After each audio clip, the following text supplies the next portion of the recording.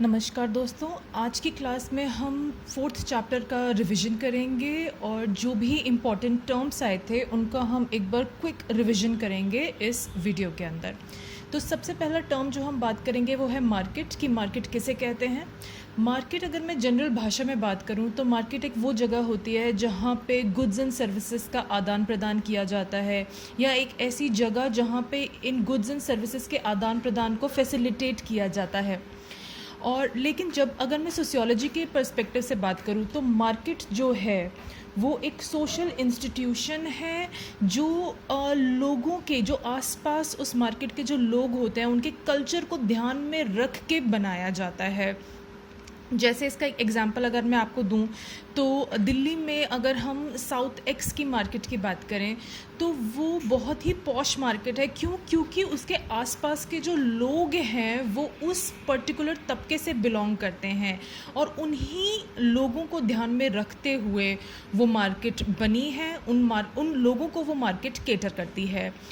और सबसे इम्पॉर्टेंट बात जो सोशियोलॉजी में हमें ध्यान रखनी है वो ये है कि मार्केट जो है वो एक सोशल इंस्टीट्यूशन है। हम लोगों से हट के मार्केट्स को नहीं देख सकते।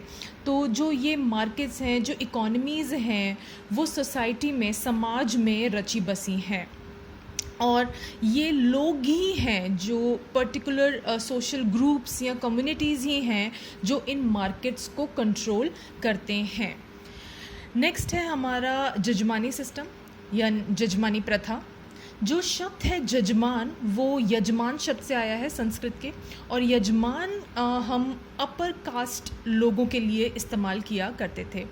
अब जो जजमानी सिस्टम था उसको हमने देखा था कि ये वैदिक पीरियड के अंदर शुरू हुआ था भारत में कभी, और इसका जो सबसे ये 17th सेंचुरी में सामंतवाद के दौरान यानी फ्यूडलिस्टिक सिस्टम के दौरान ये काफ़ी अपने चढ़ाव पे था। लेकिन धीरे धीरे कॉलोनियल पीरियड के दौरान इसका जो है दमन होना शुरू हो गया कॉलोनियल पीरियड में। लेकिन जजमानी सिस्टम है क्या, हम एक बारी समझ लेते हैं। जो जजमानी सिस्टम है वो जो है इकोनॉमिक भी है यानी आर्थिक सिस्टम भी है, साथ ही साथ वो सामाजिक सिस्टम भी है जो लोगों के रिचुअल से जुड़ा हुआ था। इस प्रथा के अंदर क्या होता था, जो अपर कास्ट लोग हैं, जो ऊंची जाति के लोग हैं, वो अपने काम करवाया करते थे नीची जाति के लोगों से और बदले में उन्हें कुछ सामान या कैश पैसा दिया करते थे जो भी उस समय पे चला करता था। तो ये जो अपर कास्ट लोग हैं वो कौन हुआ करते थे, वो यूजुअली जो थे वो लैंड ओनिंग क्लास थी यानी जो ज़मींदारी क्लास थी, या इंटरमीडियरी क्लास। अब इंटरमीडियरी क्लास या कास्ट कौन सी थी वो मैं पहले ही डिस्कस कर चुकी हूँ, उसके लिए आप पिछली वीडियोस देखें समझने के लिए। और ये जो सिस्टम है बहुत ज़्यादा प्रचलित था भारत के गाँव के अंदर। तो गांव में मोस्टली जजमानी प्रथा देखने को मिलती थी जिसके अंदर ऊंची जाति के लोगों का काम करने वाले कौन होते थे, नीची जाति के लोग, उनके कुछ जो पर्टिकुलर काम किया करते थे और बदले में उन्हें पैसा या सामान दिया जाता था। इसी को हम कहते हैं जजमानी सिस्टम। इसके बाद हम आते हैं कैपिटलिज्म पे। अब जो कैपिटलिज्म है वो एक बहुत बड़े लेवल पे एक इकोनॉमिक सिस्टम है, आर्थिक सिस्टम है एक, लेकिन ये एक सोशल सिस्टम भी है। अब कैपिटलिज्म है क्या?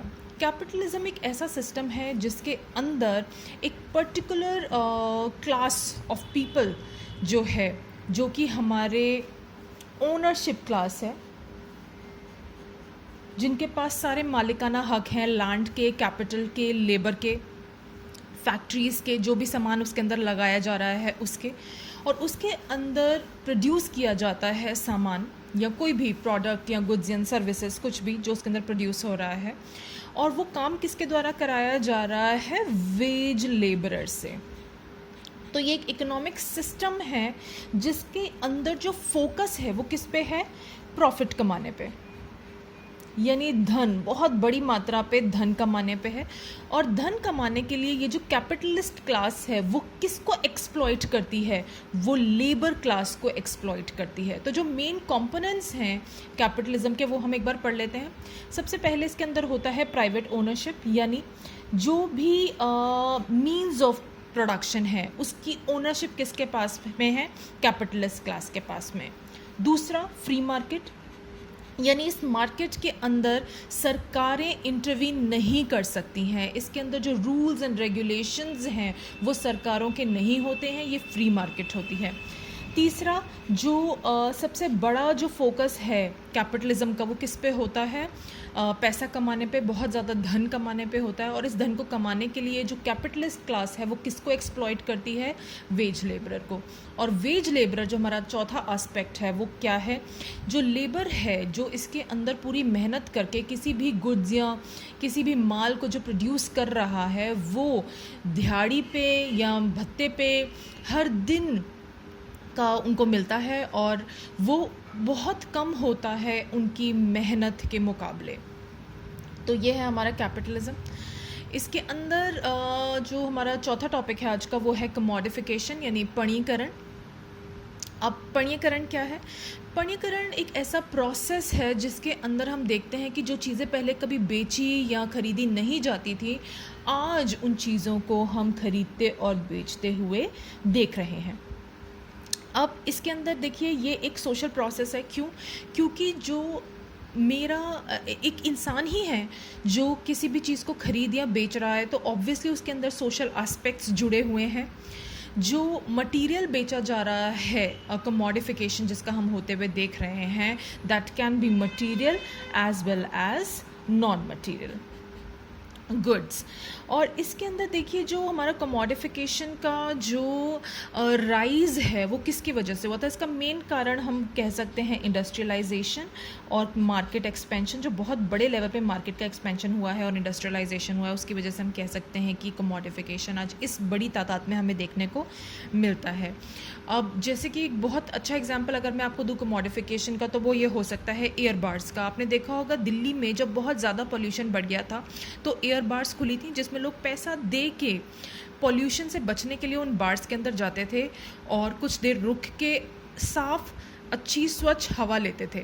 तो देखिए किस तरीके से आपने कभी पहले नहीं सुना होगा कि जो हवा है वो बेची या खरीदी जा रही है, लेकिन आज के समय में हम हवा को बेचते या खरीदते हुए देख सकते हैं। कमोडिफिकेशन के और एक एस्पेक्ट है, कमोडिफिकेशन में हम देखते हैं कि लोग अपनी आइडेंटिटीज़ को या किसी और की आइडेंटिटी को या लैंग्वेजेस को इस्तेमाल करके भी सामान को बेचते हैं या खरीदते हैं। इसका सबसे बड़ा एग्जांपल अगर मैं आपको दूंगी, एक पर्टिकुलर टाइप ऑफ लैंग्वेज को यूज़ करना एडवर्टिजमेंट के अंदर, जैसे कि हिप हॉप का इस्तेमाल करना किसी चीज़ को बेचने के लिए, ताकि एक पर्टिकुलर तबके को रुझाया जा सके उस सामान को खरीदने के लिए।